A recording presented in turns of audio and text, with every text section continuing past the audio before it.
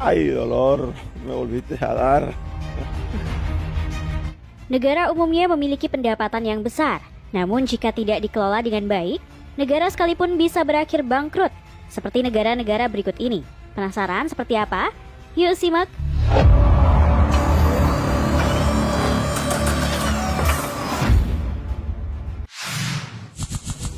Negara Zimbabwe. Kamu pasti nggak asing dengan negara yang satu ini. Yap, Zimbabwe, negara yang sering kali muncul di media karena hyperinflasinya yang gila-gilaan. Jadi di gengs, pada tahun 2008 dan tahun 2009, negara Zimbabwe mengalami kehancuran perekonomiannya dan juga hyperinflasi. Merosotnya perekonomian Zimbabwe disebabkan kebijakan Presiden Robert Mugabe yang mengeluarkan kebijakan radikal soal distribusi lahan pada akhir 90-an dan awal 2000-an. Negara ini akhirnya mengalami kekurangan pasokan bahan pokok. Nggak cuma itu, untuk mengakali defisit anggaran negara, Bank Sentral Zimbabwe justru malah terus mencetak uang dalam jumlah besar.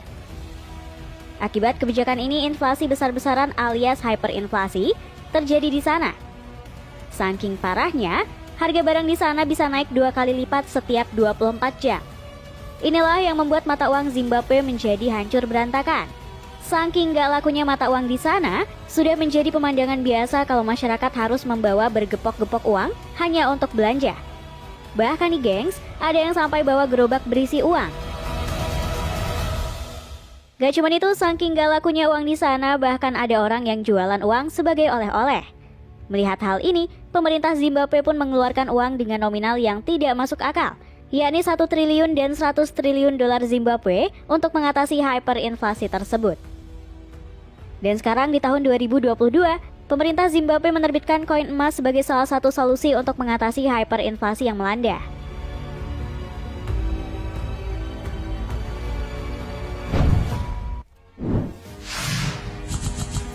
Negara Venezuela. Sebuah negara yang memiliki cadangan minyak terbesar di dunia, yakni Venezuela, harus mengalami kebangkrutan pada tahun 2017 nih gengs. Kebangkrutan negara Venezuela ini disebabkan karena pemasukan terbesar negara tersebut hanya menggantungkan nasibnya dari penjualan cadangan minyak negaranya. Pada tahun 2016, saat harga minyak anjlok, ini berakibat menyusutnya pendapatan Venezuela. Hal ini diperparah dengan salah penerapan kebijakan negara yang mengambil keputusan untuk mencetak uang sebanyak mungkin agar bisa mengatasi hal tersebut. Yang tentu saja, hal ini berakibat menurunnya nilai mata uang Venezuela dan inflasi besar-besaran. Kondisi ini membuat mata uang negara itu, yakni Bolivar, menjadi bernilai sangat rendah, bahkan tidak berharga sama sekali. Uang kertas Venezuela bahkan tak jarang ditemukan berserakan di jalanan. Ay, dolor, me volviste a dar. Qué lujo, qué lujo. Qué lujo, qué lujo. Namun ada beberapa pedagang kreatif justru memanfaatkan lembar-lembar uang kertas tersebut sebagai bahan membuat karya seni dan dijual.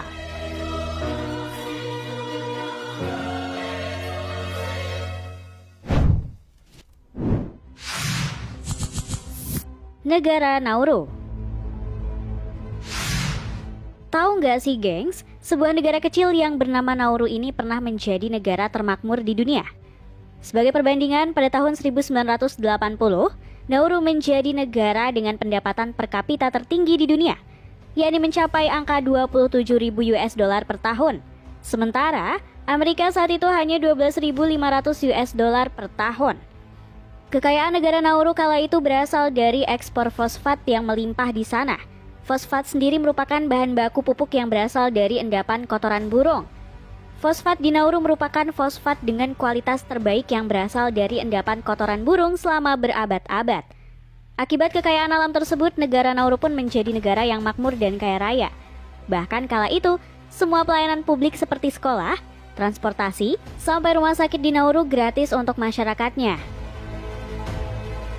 Sayangnya, kekayaan tersebut kini sirna nih gengs.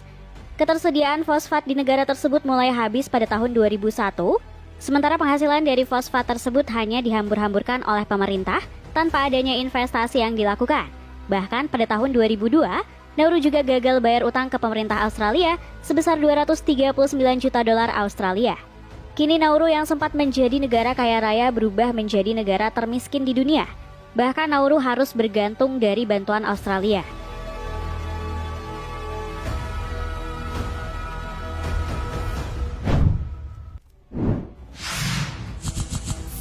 Negara Sri Lanka.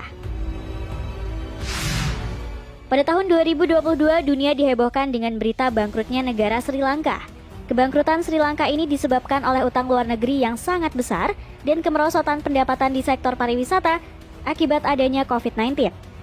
Selain itu, Sri Lanka juga kehabisan mata uang dolar sehingga tidak bisa membiayai impor barang-barang pokok. Akibatnya, selama berbulan-bulan, Sri Lanka mengalami inflasi dan membuat harga barang di sana tak terkendali.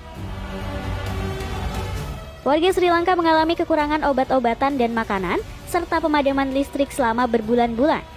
Krisis Sri Lanka juga diperparah dengan SPBU yang kehabisan bahan bakar minyak dan juga gas. Nggak cuma itu, Sri Lanka juga tidak bisa membayar utang luar negerinya yang sudah jatuh tempo sebesar 51 miliar dolar Amerika.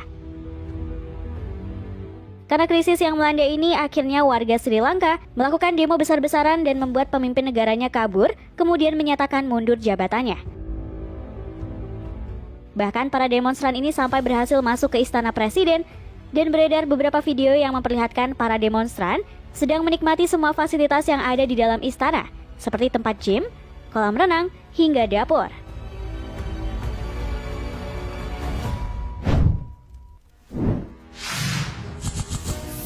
Negara Argentina. Siapa sangka nih gengs, negara dengan julukan negeri tangguh sempat mengalami krisis finansial pada tahun 2001 dengan hutang 145 miliar dolar atau setara 2,14 kuadriliun rupiah. Penyebab Argentina bangkrut adalah kebijakan mematok 1 peso setara dengan 1 dolar Amerika Serikat.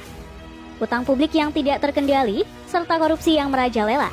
Akibatnya, pada tahun 2001 angka pengangguran melebihi 20% dan Argentina dinyatakan gagal membayar utang 100 miliar dolar Amerika Serikat atau 1,47 kuadriliun rupiah.